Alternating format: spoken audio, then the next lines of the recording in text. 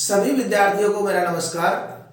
तो देखिए बालकों, आज हम जिस प्रकरण का अध्ययन करेंगे बहुत ही महत्वपूर्ण रहने वाला है और वह प्रकरण है समास। तो समास एक ऐसा बिंदु है जो हर कक्षा में तो उपयोगी है ही, इसके साथ साथ कोई सी भी ऐसी प्रतियोगिता परीक्षा नहीं है जिसके अंदर हिंदी विषय आती हो और समास नहीं आता हो।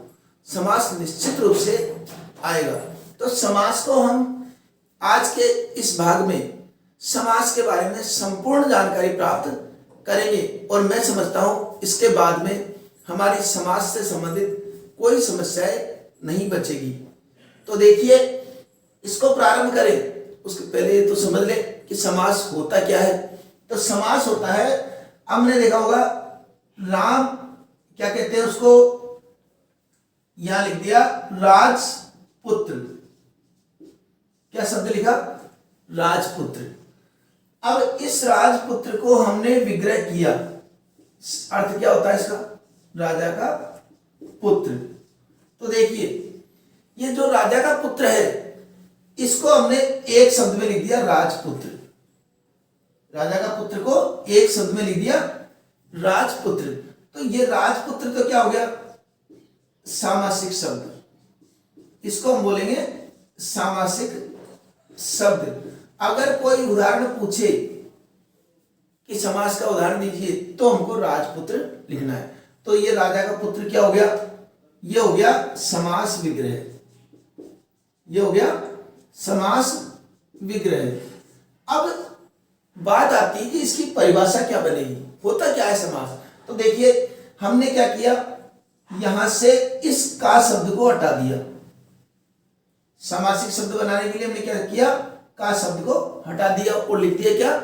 राजपुत्र। और इसमें ये राज एक पद है, पुत्र दूसरा पद है, दोनों मिलाके समास बन गया। और समास बनने के साथ साथ क्या हो गया? उसमें विभक्ति चिन्ह का लोप हो गया। ये का क्या है? विभक्ति चिन्ह। तो परिभाषा क्या बन गई?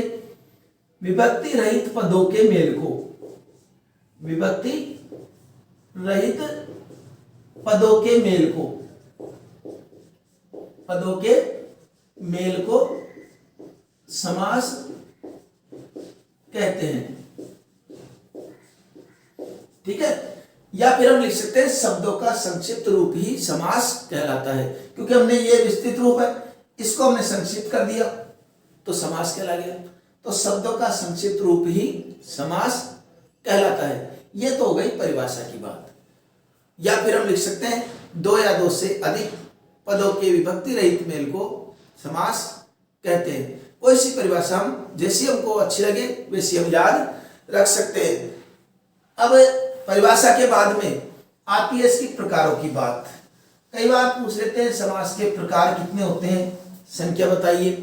तो समास के प्रकार के लिए हमको संख्या बतानी पड़ती है। तो समास के प्रकार देखिए, समास के प्रकार कुल कितने होते हैं, यह भी परीक्षा में देता है। तो कुल कितने प्रकार होते हैं? 6 प्रकार। हिंदी में कुल कितने प्रकार हो गए? 6 प्रकार। तो यहां पर जो 6 प्रकार है उनका आज पूरा अध्ययन हम करेंगे, एक एक को बारीकी समझेंगे, इसलिए बने रहिए। अब देखिए, 6 प्रकारों में पहला अव्ययी भाव समास। पहला समास क्या है? अव्ययी भाव समास। और इसके पश्चात इन समासों को पहचानने की सबसे आसान और शॉर्ट ट्रिक मैं इसमें बताने वाला हूं। उसके बाद में आप समास बिल्कुल नहीं भूलोगे। दूसरा, यहां पर द्वंद्व समास। वैसे ये नहीं है कि दूसरे नंबर पे द्वंद्व लिख दिया तो द्वंद्व लिखना है। समास 6 होते, कहीं पर भी लिख दो।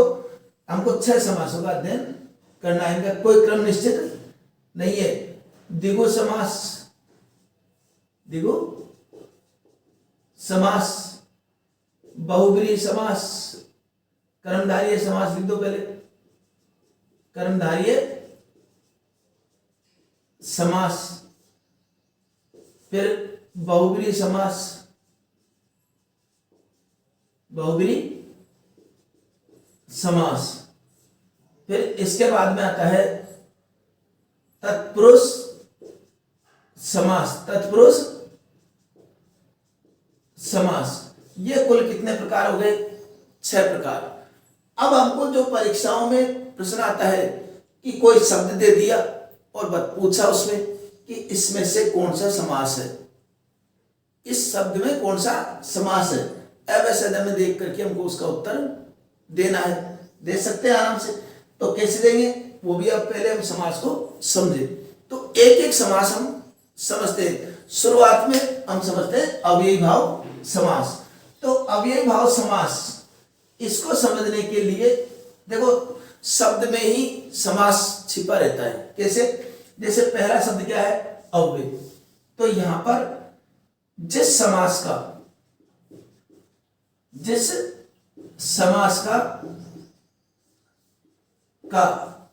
प्रथम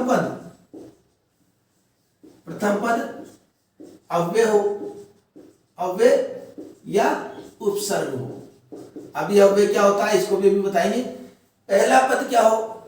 अव्यय या उपसर्ग। तथा दूसरा पद संज्ञा हो। वहां कौन सा समास होता है? अव्ययी भाव। ये अब कैसे पता लगेगा कि अव्यय या उपसर्ग है? तो अव्यय का पता लगाते हैं। अव्यय होता हुआ है, अव्यय का मतलब होता है अ और वे, अर्थात उसका कुछ भी न तो जोड़ा जा सकता न घटाया जा सकता, कुछ भी उसमें नहीं हो सकता, खर्च नहीं हो सकता उसमें। तो कैसे? जैसे हमने देखा यथा को अगर हम पुल्लिंग में लिखेंगे तो भी यथा ही रहेगा, स्त्रीलिंग में लिखेंगे तो भी यथा ही रहेगा। जैसे लिख दिया यथा राम जाता है, तो वैसे हमको यथा सीता जाती है। यथा को हमने यथी नहीं किया, इसलिए ये क्या हो गया? अव्यय शब्द। कोई परिवर्तन इसमें नहीं होता है। इस प्रकार के शब्द से धीरे धीरे राम धीरे धीरे जाता है तो सीता भी धीरे धीरे जाती है। बात वही है ना। तो वे शब्द जिसमें लिंग, वचन, कारक, विभक्ति इत्यादि के आधार पर कोई परिवर्तन संभव नहीं हो, उसे क्या कहेंगे? अव्यय शब्द। और ऐसे शब्द अगर प्रारंभ में आ जाए और बाद में कोई संज्ञा पद आ जाए तो ऐसी स्थिति में हमको क्या मानना है? अव्ययी भाव समास। अब जैसे यथा, अब उपसर्ग, और ये क्या बताया? उपसर्ग। उपसर्ग क्या होता है? जो किसी मूल शब्द के प्रारंभ में जुड़ता हो, मूल शब्द के प्रारंभ में जुड़कर उसका अर्थ परिवर्तन करता हो, उससे उपसर्ग कहते हैं। तो उपसर्ग भी इसमें आ जाते हैं। अब उदाहरण देखते हैं। उदाहरण जैसे यथा आ गया तो यथा शक्ति लिख दिया हमने, यथा शक्ति, शक्ति के अनुसार। अब यहां पर प्रथम पद क्या है?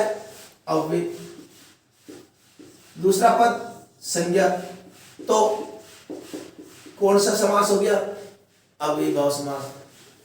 अब यहां पर धीरे धीरे इसमें एक नियम और आता है, वो बता देता हूं मैं। अगर दो एक जैसे शब्द दिख जाए, दो एक जैसे, अर्थात जहां पर चाहे वो संज्ञा प्लस संज्ञा हो, संज्ञा प्लस संज्ञा हो, या अव्यय प्लस अव्यय हो, अगर दो एक जैसे शब्द दिख जाए कहीं पर तो वहां पर भी अव्ययी भाव समास ही होता है। यह विशेष बात जरूर ध्यान रखना। चूक यहीं पर हो जाती है, सबसे बड़ी चूक होती है तो यहां पर हो जाती है कि हम सोचते हैं कि पहला पद तो अव्यय है, दूसरा पद संज्ञा नहीं है। और मैंने देखा, बताया तुमको कि ये धीरे और धीरे के बाद में धीरे आ गया, तो भी एक जैसे शब्द होने की वजह से कौन सा समास हो गया? अव्ययी भाव समास। ऐसे स्नेह स्नेह भी हो सकता है, स्नेह स्नेह हो गया।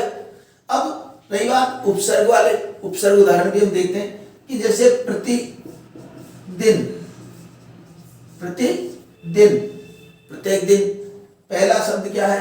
पहला पद उपसर्ग, दूसरा पद संज्ञा, तो कौन सा समास हो गया?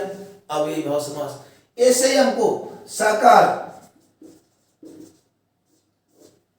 सा उपसर्ग लग रहा है, कार मूल शब्द है, तो इस तरीके से इसमें भी ये हो जाता है। ऐसे मान लो कई बार संधि से हो जाता है, प्रत्येक, तो प्रत्येक में संधि से इस प्रकार बन जाता है, प्रत्येक, प्रतिधन एक, तो वह प्रति उपसर्ग है और एक इसका संज्ञा शब्द है। तो यहां पर जो बात आई है कि हमको नजर क्या रखना है कि पहला पद जो है वो उपसर्ग या अव्यय दिख जाए हमको बस। अगर समास का उदाहरण पूछ रहे हैं और पहला पद अव्यय या उपसर्ग कुछ दिख रहा है तो हमको निश्चित होकर के उसको क्या लिख देना है, अव्ययीभाव समास लिख सकते हैं, कोई दिक्कत इसमें नहीं होनी चाहिए। ठीक है ना। एक बात और इसमें ध्यान रखने की क्या है कि हमको संज्ञा, और संज्ञा मतलब अगर मान लो सीताराम आता है तो समास अव्ययीभाव नहीं है क्योंकि दोनों अलग अलग है।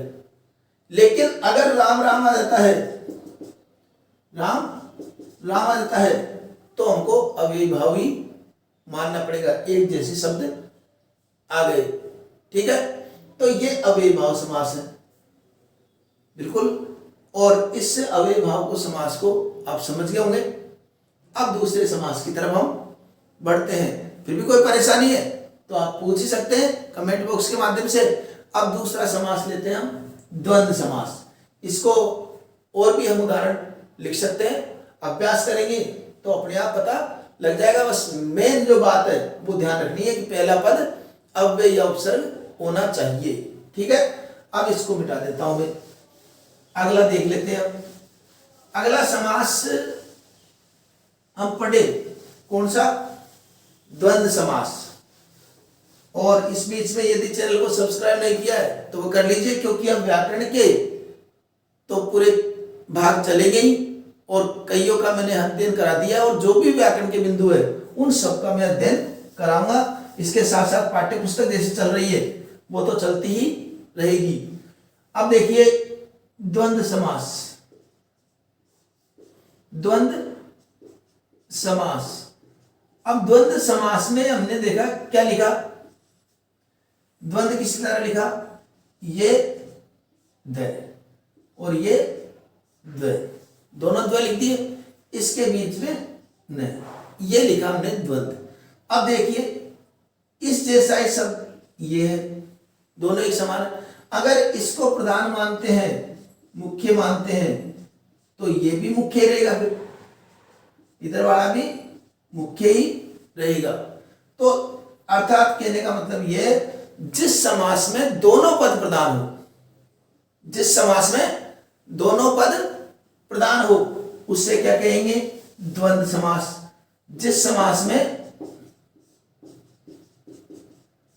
में दोनों ही पद प्रधान हो, पद प्रधान हो उसे द्वंद्व समास कहते, उसे द्वंद्व समास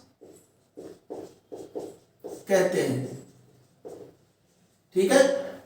अब इसमें एक बात और ध्यान रखने की है, इसमें और शब्द का लोप रहता है, इसमें और शब्द का लोप रहता है। और शब्द, ये और शब्द का लोप कैसे रहता है, तथा और शब्द के स्थान पर क्या आ जाता है, और शब्द के स्थान पर योजक चिन्ह, ये योजक चिन्ह होता है, स्थान पर योजक चिन्ह आ जाता है। ठीक है। अब ये प्रश्न कई बार पूछ लिया जाता है, हम उदाहरणों में लगे रहते हैं, किसका उदाहरण ये है, ये किस समास का उदाहरण है, ये किस समास का उदाहरण।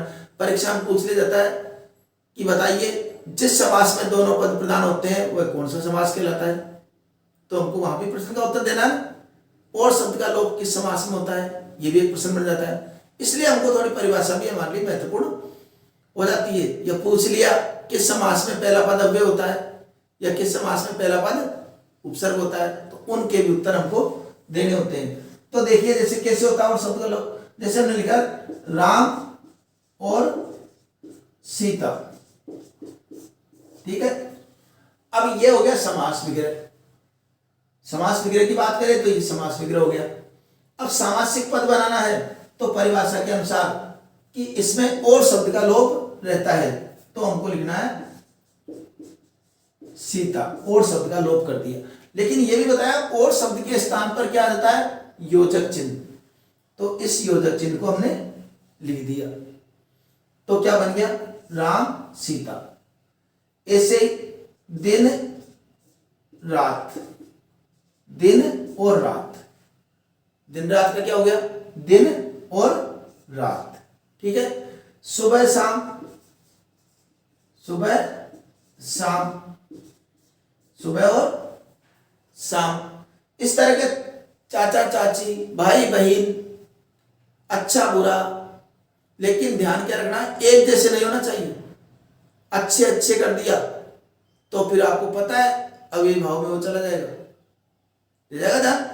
इसलिए इसको इस प्रकार हमको ध्यान रखना है। कई बार संधि से मिला हुआ जाता है, धर्मा धर्म, हम सोचते हैं धर्म और धर्म एक जैसे हो गए, लेकिन जब विग्रह करेंगे तो पता लग जाएगा संधि से कि धर्म और अधर्म इस तरह के दो शब्द मिलकर बने हुए हैं। ठीक है ना, तो इस तरीके से हमको इसको तैयार करना है, कर सकते हैं तैयार। ये हो गया हमारा द्वंद्व समास। और भी उदाहरण हम अभ्यास कर सकते हैं। तो इस द्वंद्व समास को भी हम पूर्ण मान लेते हैं। ठीक है, ओके लिख दीजिए। तो पूर्ण हो गए। अब देखिए, अब अगला समास पढ़ते हैं हम। अगले समास में द्वंद्व समास को पढ़ने के पश्चात अब हमको पढ़ना है द्विगु समास। द्विगु समास, द्विगु अर्थात जो लिखते हैं उसमें द और द के नीचे व, द्विगु समास। द्विगु समास क्या होता है? अब इस समास का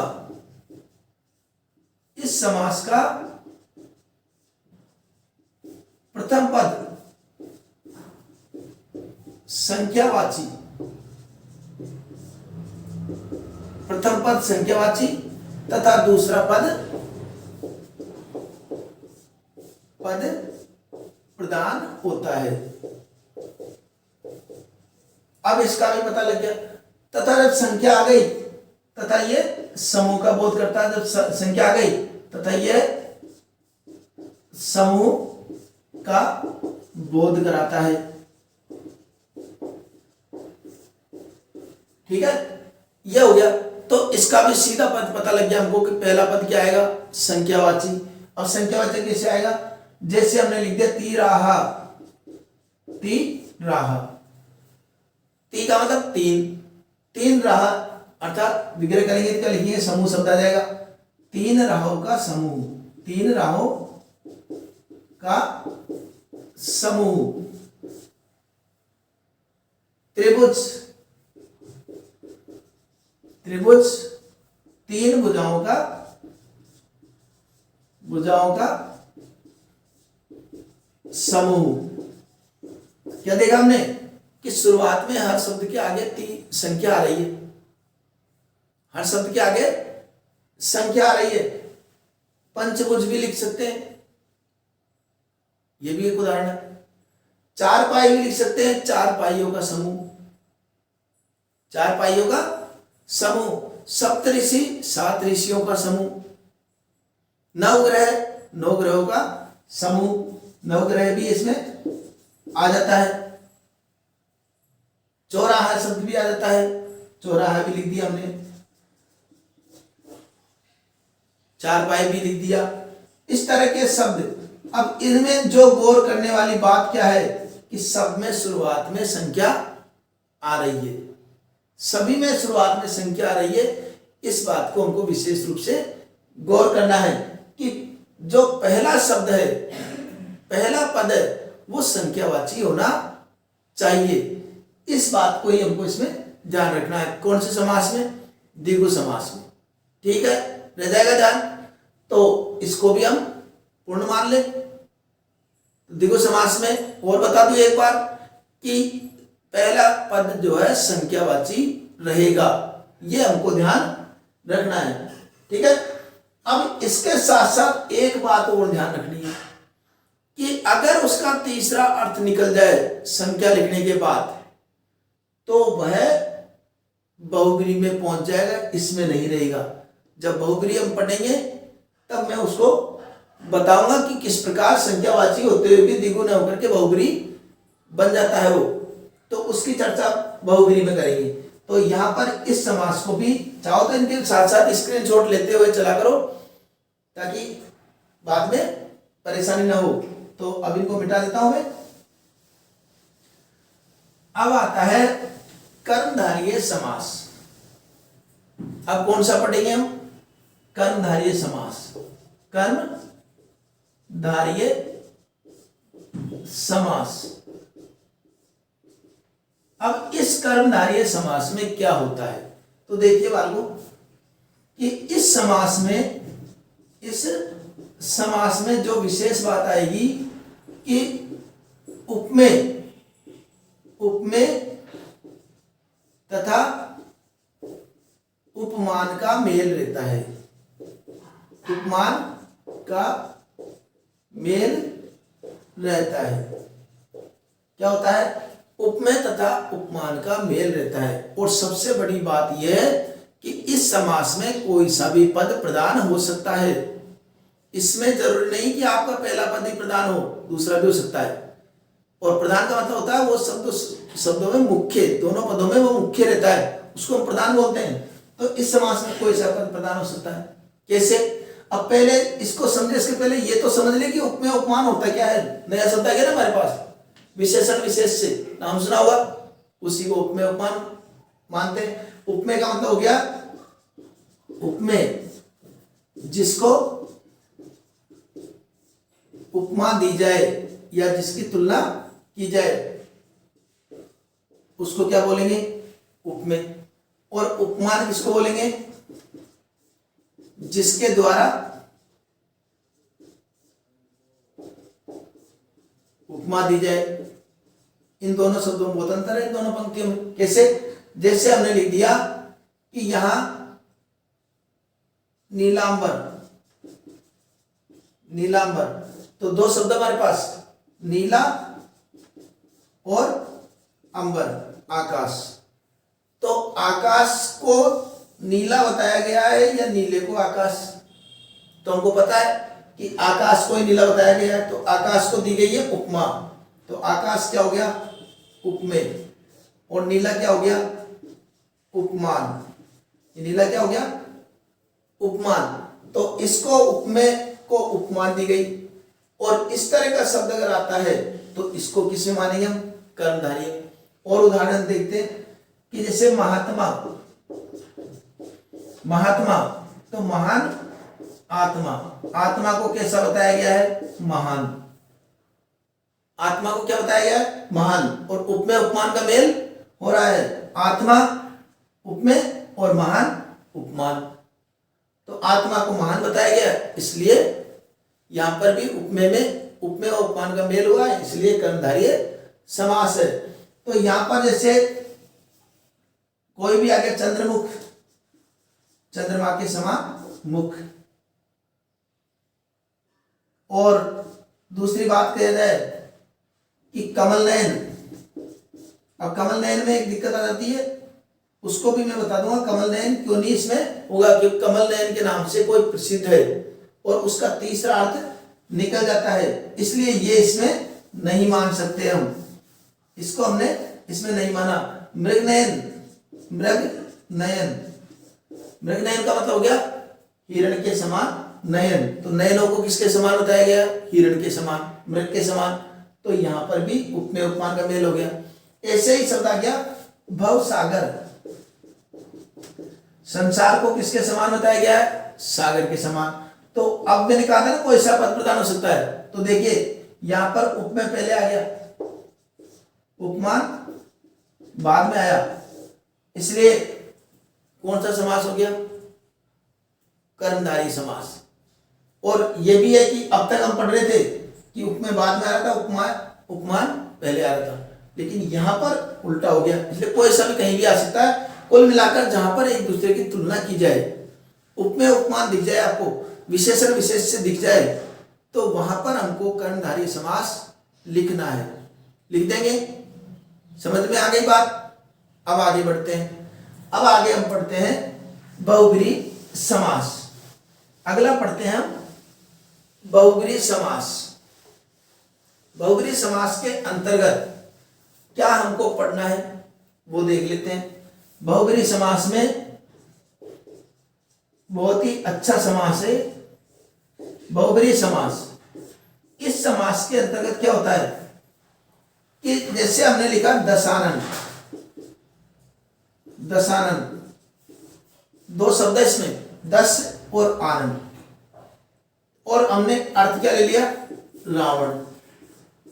किया क्या हमने, न तो दस का अर्थ लिया और न आनंद का अर्थ लिया, और हमने क्या ले लिया अर्थ रावण। तो मतलब न तो प्रथम पद को प्रधान माना, न दूसरे पद को प्रधान माना, और अन्य पद को हमने प्रधान मान लिया। तो जैसे अब परिभाषा क्या हो गई, इस समास में दोनों में से कोई सा भी पद प्रधान न होकर अन्य तीसरा पद प्रधान होता है। अन्य तीसरा पद प्रधान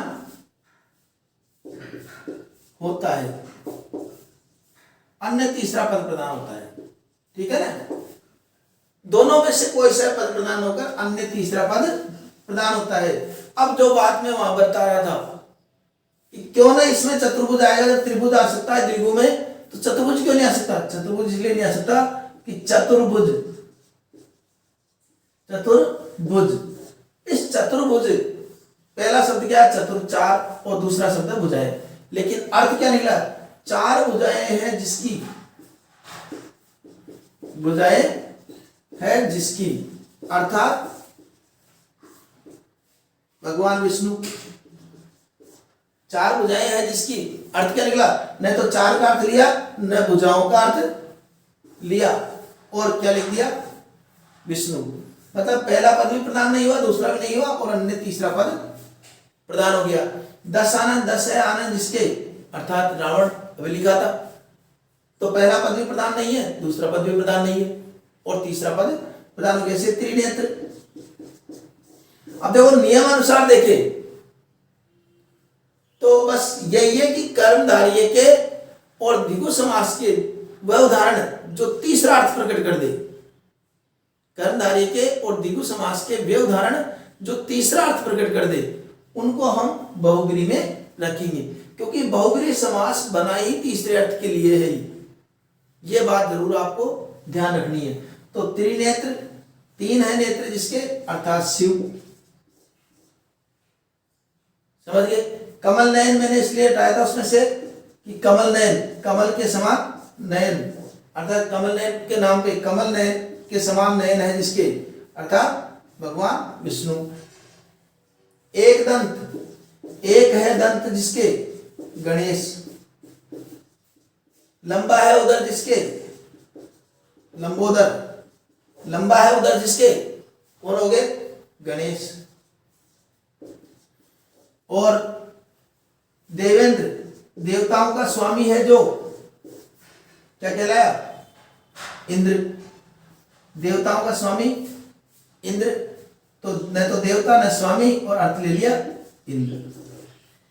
सुरेश, देवताओं का ईश्वर, कौन हो गए, इंद्र।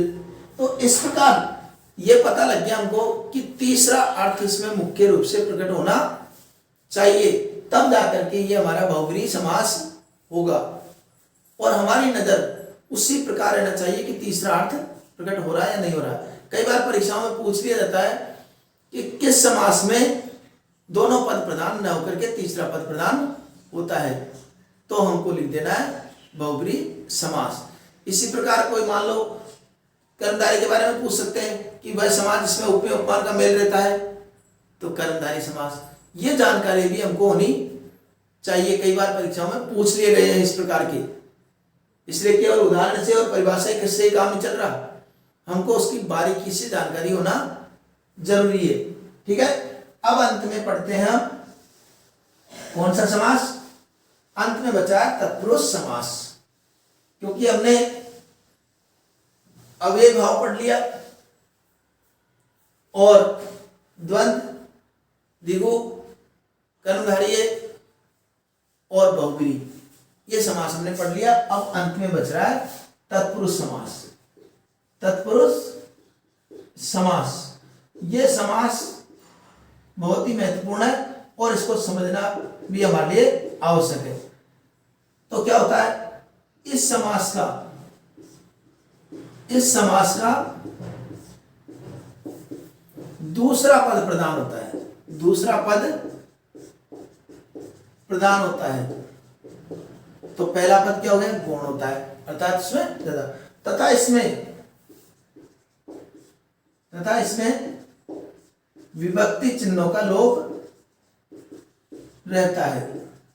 विभक्ति चिन्हों का लोप रहता है। और विभक्ति के आधार पर अगर इसके भेद करें, विभक्ति के आधार पर इस समास के भेद भी होते हैं। विभक्ति के आधार पर इस समास के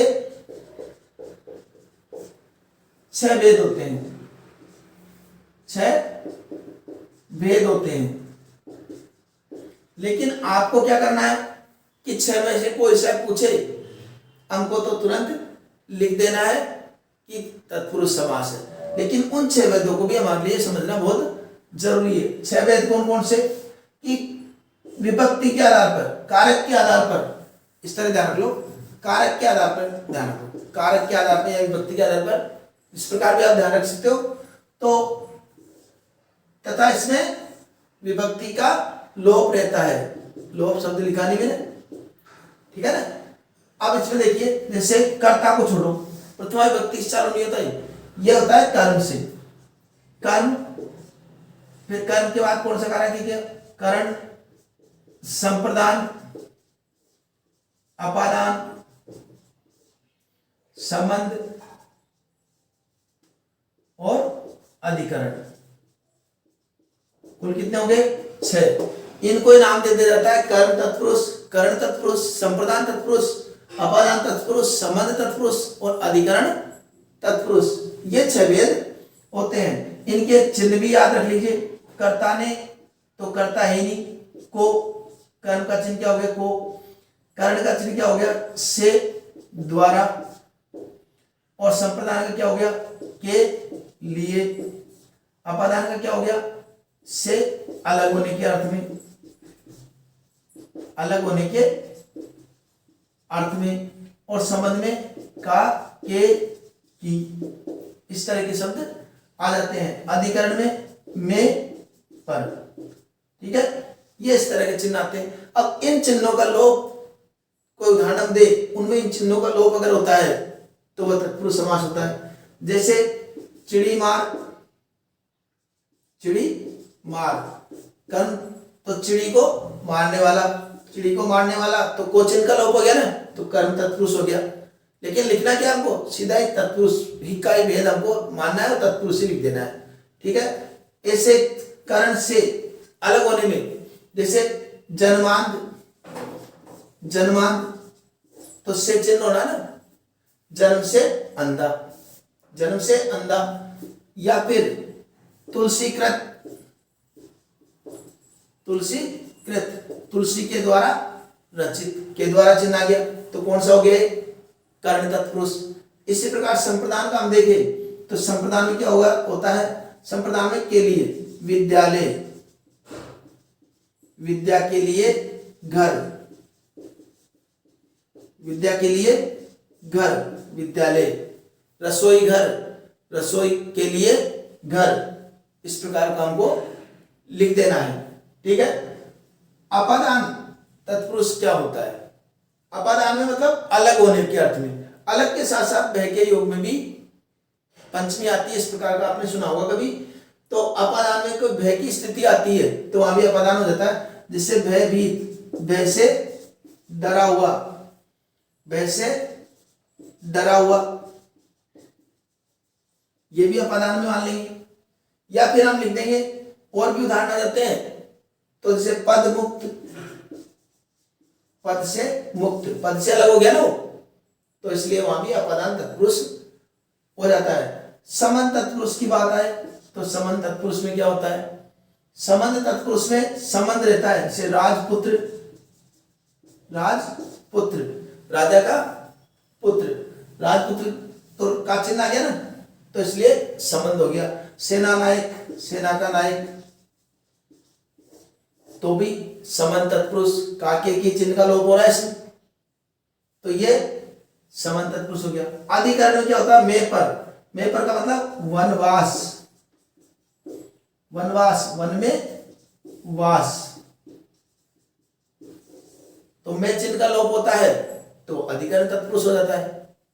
ठीक है, तो इस तरीके से ये अधिकरण तत्पुरुष भी हो गए और ये तत्पुरुष समास के कुछ उदाहरण भी हो गए। कुल मिलाकर के अगर इस सभी समासों के उदाहरण तत्पुरुष के ही उदाहरण है, भागों को संभावना कम रहती है पूछने की, बस हमको ध्यान रखना है कि तत्पुरुष समास ये होते हैं।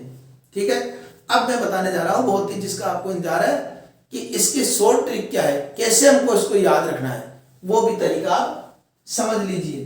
ठीक है, वह बहुत काम आने वाली बात है आपके लिए। तो वह देखिए किस प्रकार हमको समास को याद रखना है। तो समास को याद करने का जो शॉर्ट तरीका है वह मैं आपको बता रहा हूं। तो समास के लिए जैसे हमने एक इधर से एक पंक्ति खींची, यहां पर लिखा समास का नाम, समास का नाम, तो समास लिख दिया। ठीक है, इधर लिखा प्रथम पद, प्रथम पद, इधर लिख दिया दूसरा पद, द्वितीय पद, और इधर लिख दिया तृतीय पद। अब देखिए कैसे याद होता है समास।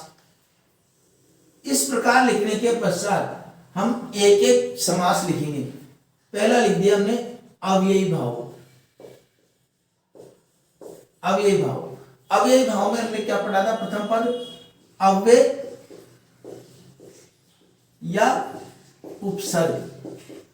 प्रथम पद क्या हो गया, अव्यय या उपसर्ग। तो दूसरा पद क्या माना हमने, संज्ञा, और तीसरा पद इसमें है तो होता ही नहीं, ध्यान जाए ना, पहला पद अव्यय या उपसर्ग, दूसरा पद प्रधान हो, तो तीसरा पद तो होता ही नहीं, इसलिए चर्चा करनी नहीं उसकी। तो ये तो हो गया अव्ययीभाव समास। अब ऐसे ही द्वंद्व समास,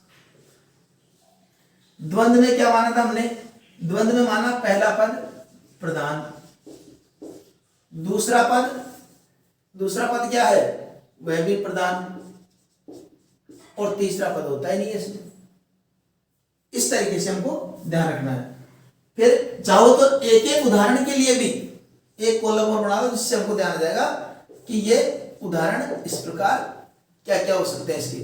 ठीक है ना, तो इसके बाद में द्विगु समास। द्विगु समास के अंतर्गत पहला पद संख्यावाची, दूसरा पद प्रधान, और तीसरा पद होता ही नहीं है। ठीक है, ये इसमें ध्यान रखना है। जैसे यहां पर लिखा तिराहा लिख दिया, तीन राहों का समूह, संख्यावाची हो गया पहला पद। यहां पर जन्म मृत्यु, जन्म और मृत्यु, इस तरह का एक एक उदाहरण रखते हैं जिससे हमको ध्यान आ जाएगा। यथा संभव, इस प्रकार ये उदाहरण हम तीनों का लिख देंगे। अब रही बात कर्मधारय समास। कर्मधारय समास में ये ध्यान रखना है कि अपन ने पढ़ा था कि इसमें कोई सा भी पद प्रदान हो सकता है, कोई सा पद प्रदान हो सकता है। तो क्या करना पड़ेगा, ये बीच की पंक्तियां हटा के सीधी लिख देनी, उपमेय तथा उपमान का मेल रहता है, कोई प्रधान नहीं है, सीधा ही ध्यान रखना है, उपमेय उपमान का मेल रहता है। जैसे हमने यहां पर बहुसागर शब्द लिख दिया उदाहरण के लिए। ठीक है ना, अब आता है बहुब्रीहि समास। बहुब्रीहि समास में क्या होता है, इसमें पहला पद कुछ नहीं, दूसरा पद भी कुछ नहीं, और तीसरा पद जो आता है वो हो गया प्रधान। और उदाहरण में हमको पता है ही कि उदाहरण हमको क्या लिखना है। उदाहरण में लिखना है कि जैसे यहां पर वीणा पानी, वीणा पानी, वीणा पानी का मतलब वीणा है जिसके हाथ में, अर्थात सरस्वती। इस तरीके का उदाहरण इसमें लिख देंगे। अंत में बचता है तत्पुरुष समास। तत्पुरुष समास में क्या करेंगे, पहला पद गौण और दूसरा पद प्रधान और तीसरा पद होता ही नहीं है। चौथे उदाहरण के लिए हम इसमें राजपुत्र लिख देंगे, ठीक है ना। इस तरीके से हम आसानी से समासों को की परिभाषा उदाहरण एक जगह पर लिख करके व्यवस्थित और याद कर सकते हैं, ठीक है। आशा करता हूं आपके समास का प्रकरण भली प्रकार से समझ में आ गया होगा। फिर भी कोई समस्या है तो कमेंट बॉक्स में लिख करके आप पूछ सकते हैं, ठीक है। तो मिलते हैं अगले भाग में, तब तक के लिए धन्यवाद।